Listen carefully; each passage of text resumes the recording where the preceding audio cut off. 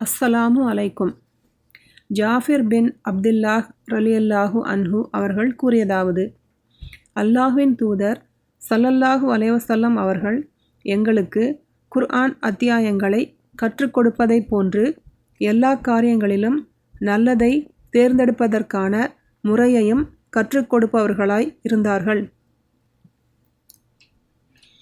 நபி ஸல்லல்லாஹு அலைஹி வஸல்லம் அவர்கள் கூறினார்கள், உங்களில் ஒருவர் ஒரு காரியத்தை செய்ய நாடினால் கடமையான தொழுகை அல்லாத கூடுதலான தொழுகையாக 2 ரக்காத்துகளை தொழட்டும்.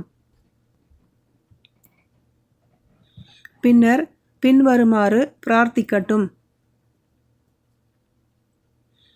அல்லாஹும்ம இன்னி அஸ்தகீருக பி இல்மிக வ அஸ்தக்திருக பி குத்ரதிக வ அஸ்அலுக மின் ஃபல்லிகல் அலீம் ஃப இன்னக தக்திரு வலா அக்திரு வ தஅலமு வலா அலமு வ அன்த அல்லாமுல் குயூப்.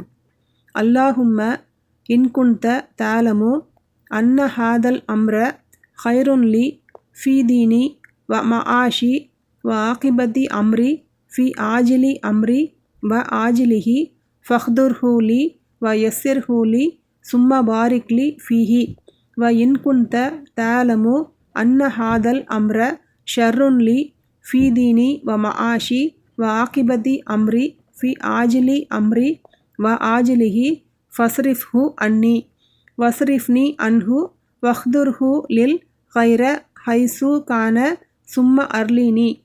பொருள்: இறைவா, நீ அறிந்துள்ளபடி எது எனக்கு நன்மையோ அதனை உன்னிடம் நான் வேண்டுகிறேன்.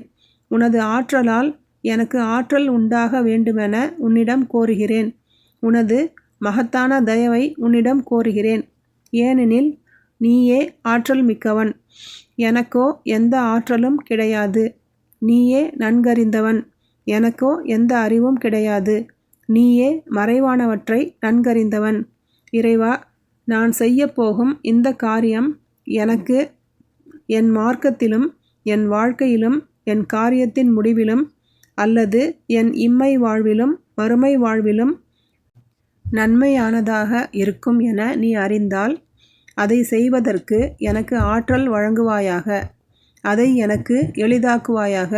பிறகு அதில் எனக்கு வளத்தை வழங்குவாயாக.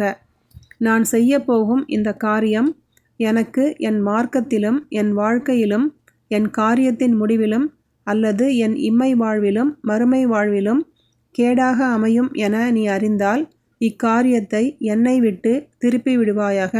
என்னையும் இக்காரியத்தை விட்டு திருப்பி விடுவாயாக.